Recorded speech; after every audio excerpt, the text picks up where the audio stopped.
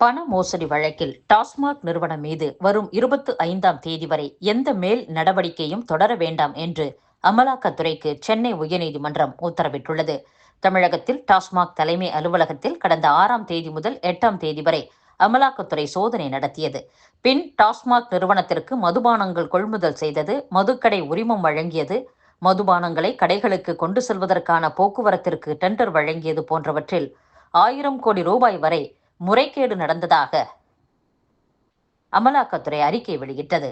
இந்நிலையில் அமலாக்கத்துறையின் இந்த சோதனை அரசியலமைப்பு சட்டத்தின் கூட்டாட்சி அடிப்படை கட்டமைப்புக்கு விரோதமானது, மாநில அரசின் அனுமதியின்றி நடத்தப்பட்ட சோதனையை சட்டவிரோதமானது என அறிவிக்க வேண்டும், விசாரணை என்ற பெயரில் டாஸ்மாக் அதிகாரிகள் ஊழியர்களை துன்புறுத்தக்கூடாது என சென்னை உயர்நீதிமன்றத்தில் தமிழக உள்துறை செயலர், டாஸ்மாக் நிர்வாக இயக்குநர் தரப்பில் மனுக்கள் தாக்கல் செய்யப்பட்டன.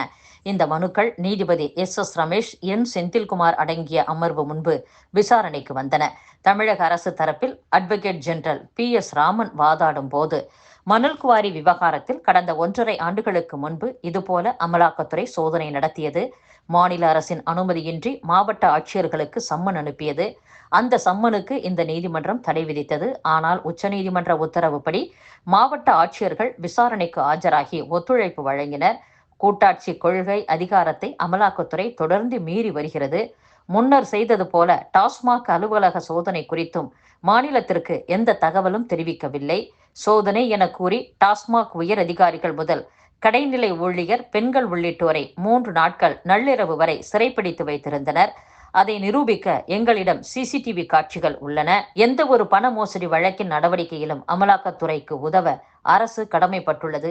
ஆனால் அவர்கள் மாநில அரசுக்கு தெரியாமல் செயல்பட்டுள்ளனர். பெண் அதிகாரிகளை காலை முதல் நள்ளிரவு வரை சிறைப்பிடித்துள்ளனர். அதிகாலை 1 மணிக்கு சிலரை வெளியில் செல்ல அனுமதித்துவிட்டு காலை 8 மணிக்கு திரும்ப வேண்டும் என அமலாக்கத்துறை அதிகாரிகள் அறிவுறுத்தியுள்ளனர் என்றும் வாதாடினர்.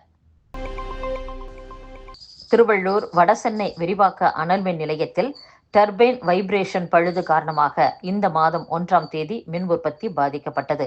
அங்கு பழுதை சரி செய்து 12ஆம் தேதி மின் உற்பத்தி செய்ய திட்டமிடப்பட்டது. ஆனால் இதுவரை மின் உற்பத்தி செய்யவில்லை. சென்னை கிண்டியில் பதுங்கி இருந்த ரவுடி ஹைகோர்ட் மகாராஜாவை போலீசார் துப்பாக்கியால் சுட்டுப்பிடித்துள்ளனர். பிரபல ரவுடி தூத்துக்குடி ஹைகோர்ட் மகாராஜா. இவர் மீது பல்வேறு வழக்குகள் நிலுவையில் உள்ளன. போலீசார் தீவிரமாக தேடி வந்தனர்.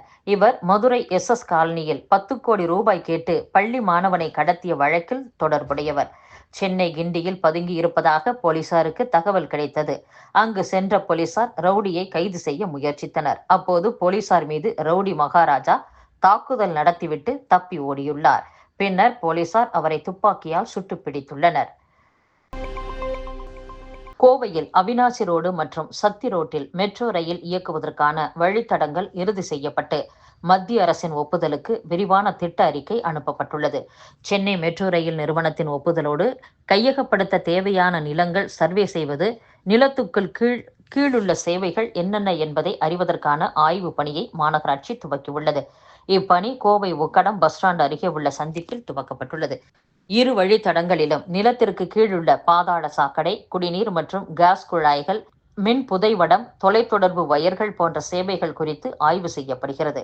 மாநகராட்சி நியமித்துள்ள தனியார் ஏஜென்சியினர் சர்வே பணியை செய்கிறார்களா என மெட்ரோ ரயில் நிறுவன துணை மேலாளர் கோகுல், உதவி மேலாளர் வினோத்குமார் உள்ளிட்டோர் கள ஆய்வு மேற்கொண்டனர்.